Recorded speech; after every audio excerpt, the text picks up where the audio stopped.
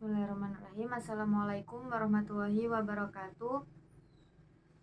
Perkenalkan, nama saya Umi Rosyida. Saya dari Prodi PAI Universitas Islam Kyai Haji Ahmad Muzaki Syah Jember. Di sini saya akan membuat tugas video untuk memenuhi mata kuliah Tahsinul Qiraah. Di sini saya akan menjelaskan sedikit tentang ilmu tajwid.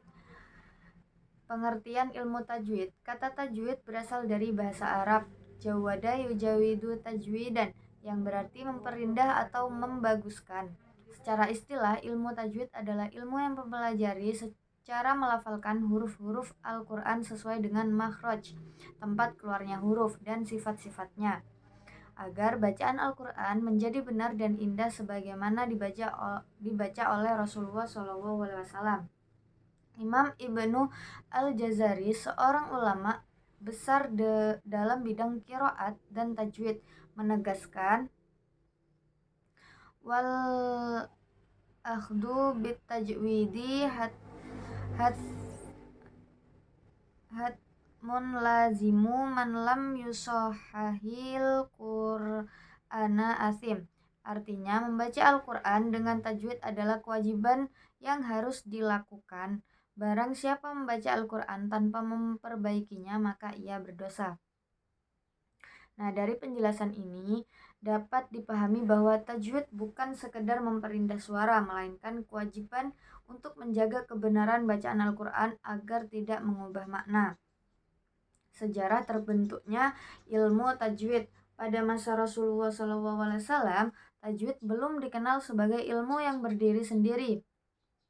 Bacaan Al-Quran diajarkan secara langsung oleh Nabi kepada para sahabat melalui metode talaki, yaitu belajar langsung dengan mendengar dan menirukan. Nah, serta musyafahah, yaitu berhadapan langsung dan melihat gerakan bibir. Para sahabat kemudian meniru dengan sangat hati-hati setiap huruf, panjang pendek, dengung, dan tekanan suara bagaimana bacaan Nabi. Setelah Islam menyebar ke berbagai wilayah dan banyak orang non-Arab memeluk Islam, mulailah muncul kesalahan dalam bacaan Al-Quran, perbedaan dialek, dan ketidaktepatan dalam pengucapan huruf menyebabkan bacaan menjadi tidak sesuai. Dari sinilah para ulama mulai merasa perlu untuk menyusun kaidah agar bacaan Al-Quran tetap terjaga. Nah, pada abad ke-3 Hijriah, Abu Ubaid Al-Qasim bin Salam dikenal sebagai ulama pertama yang menulis tentang kaidah bacaan Al-Quran secara ilmiah. Ia dianggap sebagai pelopor dalam pengkodifikasian ilmu tajwid. Setelah itu, muncul banyak ulama lain yang menyempurnakan sistematika dan istilah-istilah tajwid. Nah, hukum mempelajari ilmu tajwid. Para ulama sepakat bahwa membaca Al-Quran dengan benar sesuai dengan tajwid adalah fardu ain, yaitu kewajiban bagi setiap muslim yang membaca Al-Quran. Nah, artinya setiap orang yang membaca Al-Quran wajib membaca dengan benar sehingga tidak menimbulkan kesalahan yang dapat mengubah makna. Nah, adapun mempelajari teori dan kaidah ilmu tajwid secara mendalam, seperti mengetahui istilah, hukum-hukum, dan pembagian bacaan, hukumnya fardu kifayah. Artinya, jika sebagian umat Islam telah mempelajari dan mampu mengajarkannya kepada yang lain, maka gugurlah kewajiban tersebut bagi yang lain. Dasar hukum wajibnya membaca Al-Quran dengan tajwid terdapat dalam firman Allah Subhanahu wa ta'ala dalam surah Al-Muzammil ayat 4.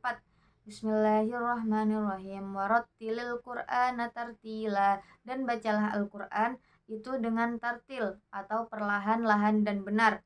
Nah, kata tartil dalam ayat tersebut bermakna membaca dengan tenang, jelas, dan memperhatikan hukum-hukum tajwid. Karena itu, membaca Al-Quran tanpa memperhatikan tajwid hingga menyebabkan kesalahan yang fatal termasuk perbuatan yang tercela. Nah, manfaat mempelajari ilmu tajwid ada banyak ya. Sini saya akan menjelaskan manfaat mempelajari ilmu tajwid. Yang pertama, menjaga kemurnian bacaan Al-Quran. Yang kedua, menghindari kesalahan dalam bacaan. Nah, yang ketiga, menambah keindahan dan kekhusyuan dalam membaca. Yang keempat, menjadi bekal bagi penghafal Al-Quran. Yang kelima, sebagai bentuk penghormatan terhadap kalamullah. Yang keenam, mendapat pahala yang berlipat ganda.